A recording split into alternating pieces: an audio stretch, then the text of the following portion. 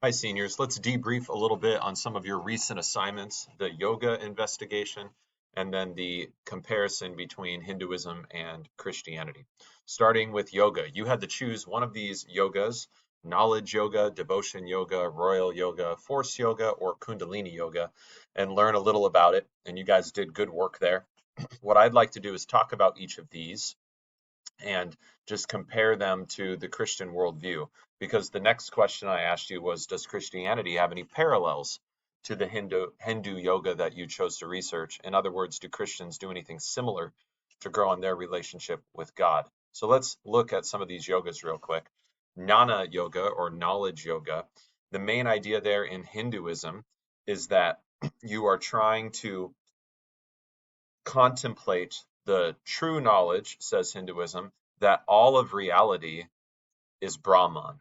All is one, monism, and all is God, pantheism. Well, for the Christian, we have a very different view of reality. We don't think that all is one, and we don't think that all is God. We believe in a transcendent creator God, Father, Son, and Holy Spirit. And we have this strong distinction between creator and created. And in Hinduism, creator and created are one, right? If everything is one, you can't have that distinction. So true knowledge for the Christian looks very different than true knowledge for the Hindu practicing jnana or knowledge yoga. Bhakti yoga or devotion yoga is where the Hindu practitioner would devote themselves to a particular Hindu god or goddess, or even a guru, a spiritual mentor who helps them. And this might be through song, chant. This might be through some sort of religious ritual involving religious artwork or religious idols or offerings of food or drink or other things. Well, you do have a parallel there in that believers in God, we do devote ourselves to the Lord. Christians do devote ourselves to Christ. In the list of passages that I recommended that you guys read in this assignment, some of those passages talked about pure devotion to Jesus Christ. But what does that devotion look like? Well, the law for the Christian is to love the Lord your God with all your heart, mind, and soul, right? So as we devote ourselves to God and his promises and his word and his son, putting all our trust in his son, as that devotion comes out in our singing of hymns, in our prayers, in speaking the truth of God's word on our lips to our neighbors, that is all good, but that's not bhakti yoga because we're not trying to make ourselves one with a Hindu god or goddess or guru. We're rather trying to give our attention, our devotion to God, our creator and redeemer. The next one as an option was Raja Yoga or Royal Yoga. This one focused heavily on meditation. The idea is to empty your mind of all distractions that make you think that reality is just a bunch of individual material phenomena and not just one thing, Brahman. But in Christianity, while it does speak of meditation throughout the scriptures, nowhere would it tell you to empty your mind. Rather, we are to set our mind's attention to God's word, God's promises, to Christ. Maybe you are to fix your eyes on Jesus, the author and perfecter of your faith, as the author of Hebrews says. So while meditation is a Hindu thing and while meditation is a Christian thing, I don't think Christians would be interested in Raja Yoga because we're not interested in empty our mind, but rather filling it with the word and promises of God. The next one's Hatha Yoga or Force Yoga. This is the one that has been widely adopted into Western culture. If you take a yoga class or practice yoga at home, this is Hatha Yoga, but chances are you've divorced it from its Hindu religious origin. And this is a good time to talk about what yoga actually is. Yoga means union. And the whole idea is that you're trying to unite yourself, because you really are one in reality, with Brahman, which is the divine everything, right? So if yoga is a method, a practice to make yourself one with the divine reality, if a Westerner who is not a Hindu is doing yoga, chances are for them, those poses to unite yourself with Brahman aren't poses to unite themselves with Brahman at all. They're exercises. They're stretches that cause them to sweat and gain flexibility and burn calories and hopefully get a little stronger, right? A lot of people will practice yoga, not in a Hindu sense to be one with Brahman, but just in a physical health sense. They're trying to gain a stronger core or something like that, right? So we kind of divorce the Hindu meaning from the yoga practice when we do that. And I think Christians should not be ignorant of the Hindu practice if we're going to say something like, yeah, I do yoga, because maybe that means one thing to you, but something else to the person who hears that you're doing yoga. Who knows what they think that that means? And we should take care there. The next one, the last option, was Kundalini yoga. This was the one that said you have these like spiritual centers from the top of your head, the crown of your head, all the way down to the bottom of your spine, your tailbone. There's about 7 of them, and they're psychic centers, spiritual centers of energy in your body.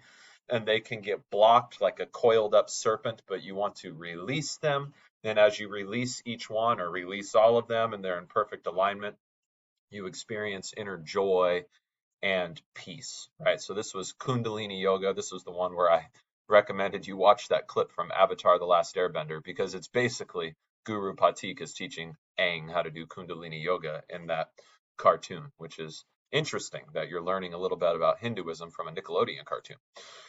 So would a Christian want to practice any of these things in order to grow not closer to Brahman, but to grow closer to God? Well, let's look at some of the verses that I recommended you guys peruse here. One of them was Philippians 4, right, where we're told to set our minds on what is true, honorable, just, pure, lovely, commendable, excellent, praiseworthy. Well, where do we learn such things? We learn them from God's word. We learn them from the life and teaching of Jesus. 1 Corinthians 10 and 2 Corinthians 6 both have in common Paul warning us not to participate in false worship of demons, right? He says, I do not want you to be participants with demons. So when others worship gods that are not the true God, not Yahweh, not Father, Son, and Holy Spirit, not Jesus, well, they're not true gods, but they are potentially real beings, demons, and we are not to be participants with demons posing as gods as other people wittingly or unwittingly worship them. Paul says in 2 Corinthians 6, what partnership has righteousness with lawlessness? What fellowship has light with darkness? Christ with Belial, a demon. In 1 Corinthians 8, he talks about how the issue of food sacrificed to idols, false gods, was a conscience issue in Corinth, in Rome, and probably in some other places that Paul wrote letters to as well. And he addresses how a Christian should handle that conscience issue, right? If you know that the idol is just a piece of wood or metal, good, because that's really all it is. So if you know that food was offered to this false god, well, you know that false god is just that, false. And you know that idol is just that, it's just wood or metal. So can you eat that food, not in thankfulness or sacrifice to that false god, but in thankfulness to the one true God who made all the cattle on all the hills? Yes, you can. But don't do that thoughtlessly, because your neighbor might think something else. Your neighbor, who is either a non-Christian, might think you're participating in their worship to a false god, or your neighbor who is a Christian and whose conscience is different than yours and weaker than yours in this regard, might stumble because of your activity there. And Paul tells us in Romans 14, not only to not pass judgment on one another, but also not to cause one another to stumble. He says, look, everything is indeed clean, but it's wrong for anyone to make another stumble by what he eats. And I think this principle might apply to this idea of trying to divorce the Hindu meaning from yoga, right? If it doesn't cause you to stumble because you're not trying to make yourself one with Brahman, well, then great. But how is it being perceived by others? Are you doing this yoga in a class? Did the teacher greet you with the language namaste, which means I bow to the divine in you? Well, then maybe don't participate in that, because you don't believe you're divine. You believe God is divine, and you don't want to participate in a false religion, a false view of the world. The next passage was Psalm 77. Meditation in the Christian worldview is not emptying your mind. It's meditating on God's mighty deeds, or meditating on God's law day and night so that we would be careful to do all that is written in it, meditating on God's precepts, right? Meditating on God's promises, Psalm 119. And in terms of devotion, that's what bhakti yoga was, right? Devotion yoga. In Acts 2, Luke records that the earliest Christians devoted themselves to the apostles' teaching, to the fellowship, to the breaking of bread, and the prayers. So we have a model of what we are to devote ourselves to. We are to devote ourselves to Christ's teaching through the apostles, to Christ's family, the fellowship, to Christ's body and blood and communion, the breaking of bread, and to prayers to our Father in the name of Jesus Christ. 2 Corinthians 11 tells us that this is what pure devotion to Christ is. We don't want to be led astray by the false philosophy of man, but we want to devote ourselves to Christ and his teaching. That's why Paul commands in 1 Timothy 4 the public reading of Scripture. All right, the next thing was this assignment called Hinduism and Christianity, and I'm just going to read these questions and tell you how I might answer them. Number one said, the author of the Christian story, capital S story, this view of the world, is the triune God. Who's the author of the Hindu story? I think a solid answer might be Brahman, right? I've heard this version of Hinduism where it's like all of reality is just the dreams of Brahman, and when Brahman wakes up, the dream is over, right? So that kind of makes Brahman the author of the Hindu story. Question 2, compare the difference in formal principle for Hindus and Christians.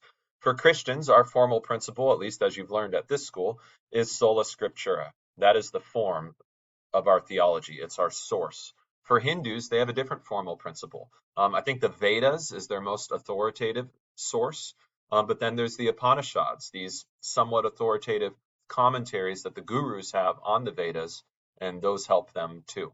Compare the difference in material principle for Hindus and Christians. Well, for Hindus, the material principle might be something like all existence, all reality is divine and one, and we need to work to see through the veil of lies that is Maya so we can see ourselves as part of one with that divine reality. For Christians, the material principle might be something like John 3:16. God so loves this good world that he has created that even though it is corrupted by sin, he would not let sinners die in their sin. Instead, he would send his son, Jesus Christ, so that all who trust in Jesus would not die in their sins, but have eternal life.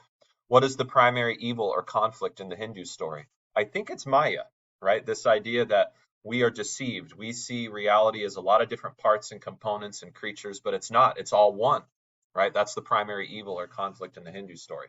In the Christian story, the primary evil or conflict is rebellion against God, sin, starting with the devil and the demons who followed him, but then man. And this sin brought corruption to all creation. How does the evil or conflict get resolved in the Hindu story? In the Hindu story, I think it gets resolved through the practice of yoga. If you do your dharma, your duty, you'll have good karma. And as you focus on uniting yourself with Brahman through the various yogas, you can overcome Maya, see yourself as one with Brahman, your Atman is one with Brahman, and experience moksha, which is this complete liberation from your body in which you experience the world as different things, and instead you exist as pure soul with Brahma. In the Christian story, you're not trying to escape your body at all. It's a good thing. Rather, we need Christ to forgive us of our sin, which has corrupted us body and soul, save us from death and the devil, and he does that through his death and resurrection and his victory over the devil now and also on the last day. What would cause a Christian to doubt or a Hindu to doubt? A Christian might doubt if they start to see God's word as perhaps unreliable, untrue, if they question whether or not Jesus really did do what the scriptures say he did, that he rose on the third day. Other things can cause Christians to doubt. Jesus talks about the worries and concerns of this world, the deceitfulness of riches in this life. They can turn us away from our devotion to Christ and choke out faith. For the Hindu, it might look a little bit different doubt. It might look like, well, maybe this whole divine oneness of everything isn't really true. Maybe things really are different and separate. What is the law for the Hindu? I think the law is karma. The universe is judging you. For the Christian, it's God's law. What is the gospel for the Hindu? that you can earn your way out of suffering and you can achieve moksha. For the Christian, it's the good news of Jesus.